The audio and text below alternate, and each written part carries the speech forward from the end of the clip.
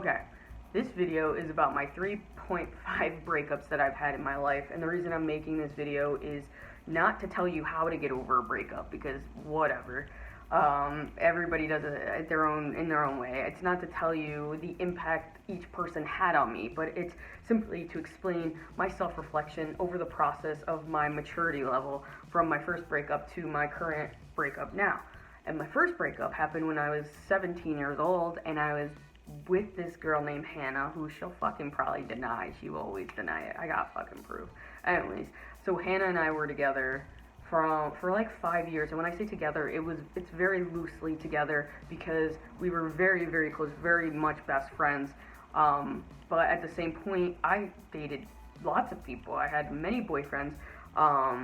She did not date anybody. Are you kidding? No, I'll fucking kill you. Literally. No, she didn't date anybody until she left me to date this guy.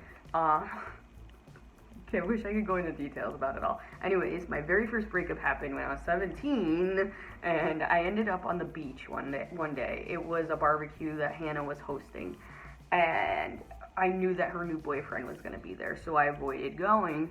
And I was on the beach, and literally the clouds were dark. I was by myself. Nobody was on the beach. I found a kid's shovel and pail, like, sitting in the sand, and I was digging a hole. I was digging a hole in the beach, like, at the beach, and I was feeding seagulls Chex Mix. That's what I was doing, and that's when it hit me that, holy fucking shit, my heart hurts. Like, my heart hurts. For the first time, it felt like it was just put in a blender and swallowed by some type of big giant monster. It was the worst feeling I ever felt up until, like, the next breakup. So I was 17. It took me a long time to get over losing Hannah, because it was, one, my first heartbreak, but also because I was super, super close with the family. I, like, lived in their house. Like, it wasn't just losing Hannah, it was losing everyone I met. I was dating one of Hannah's very close friends also at one point. Like, it was losing a lot of people. It was disastrous. It was all I knew. So when I left for college, I was like, I never wanted to go back to that town again. I still cringe whenever I think about it. Not her, but the town. So it was my first breakup. The second breakup happened when I was 23. I was dating this girl named Isabel. I graduated college. I moved in with Isabel. It was Isabel's apartment. Her parents paid for rent. And I was cheating. Oh, I cheated since the day I met the girl. I mean, it wasn't almost, to me, it almost wasn't cheating. It just was a lifestyle, to be honest. She was aware of it, and then one day I woke up, I was like, I don't want to cheat anymore. It wasn't cheating. I say it was cheating. Yes, it was cheating. But, like, I ended up being like, I want to be committed to you. And after that, I thought I was, like, forgiven for all my past transgressions, and I wasn't. She ended up kicking me out of the apartment, so I lost my girl. I lost the place I was staying. I had to move back in with my parents. I had to switch jobs and move states. Like, I dropped 30 pounds in 3 months, and I stayed in the dark a lot. Me and my friend, actually, my friend was going through some rough times, and me and my friend, at least 3 or 4 nights a week, we would just drink beer, smoke cigarettes, for literally 2 solid fucking years. That's what we did. And then my next breakup, I started dating this girl after that, Jillian. I started dating when I was 24. Yeah, I was dating Jillian when I was 24, so I turned 25. Yeah. We dated for 2.5 years, and Jillian broke up with me because her parents are fucking dicks, and they're very ignorant. She wanted this fairy tale, like, fucking life. Totally her thing. I didn't cheat. By the way, I gave up cheating after Isabel, because I fucked myself in that situation, so I will never cheat again. I know, once a cheater, always a cheater. I made a video about that. You can go fucking find it. Fuck you. Don't even say that. So, Jillian and I dated for 2 years. We ended up breaking up. She left me because she wanted a life I couldn't give her. We broke up for 3 years, and in that time, I made a documentary. I went around New York City literally for a whole year asking people, how do you get over a breakup? How do you get over a breakup? On camera, without being prompted, just boom. I hung out with strangers all the time. I didn't say no to any of my friends going out. Like, I really, like, kind of, like, lived Moss.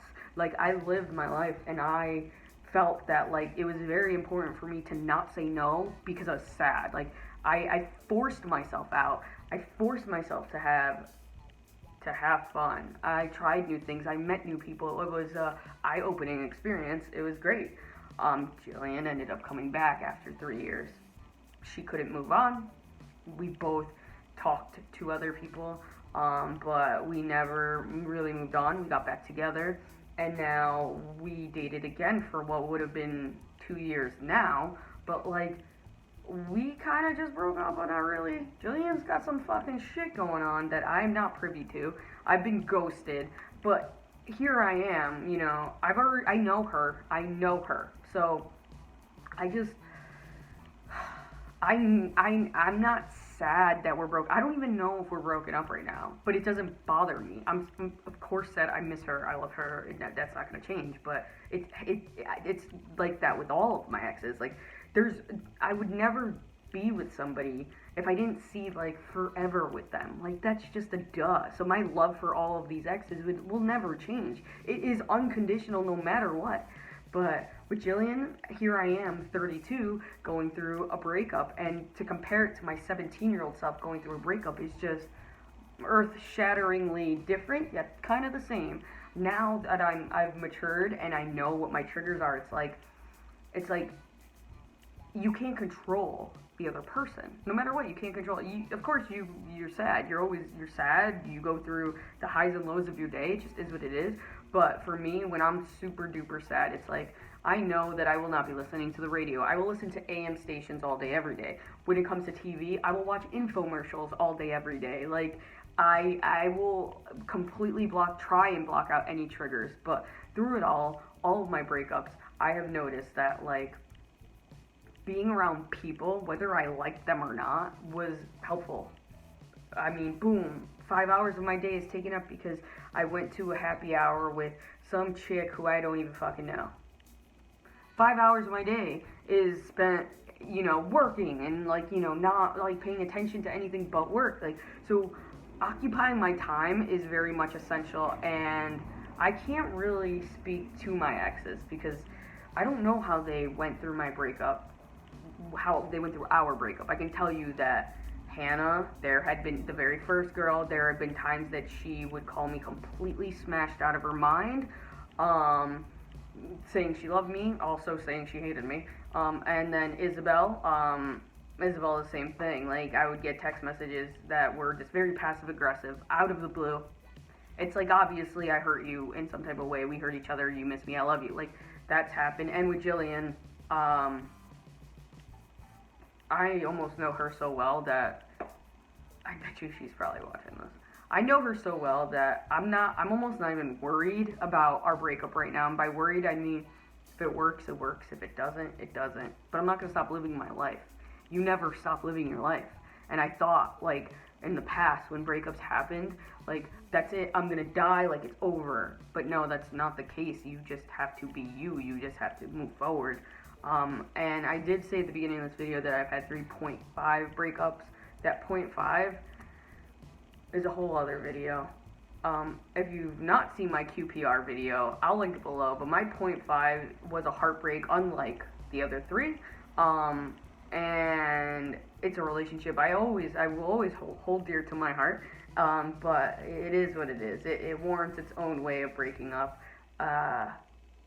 Yeah, I don't really know. But this is already 9 minutes long. I'm already sad. You're not supposed to make YouTube videos this long. If anyone ever tells you to make a YouTube video longer than 5 minutes, then don't listen to them because they don't work in an industry that knows what the fuck they're talking about like I do. Okay, that's all I gotta say. If you're going through a breakup, fuck bitches, get money all day, every day. We're done.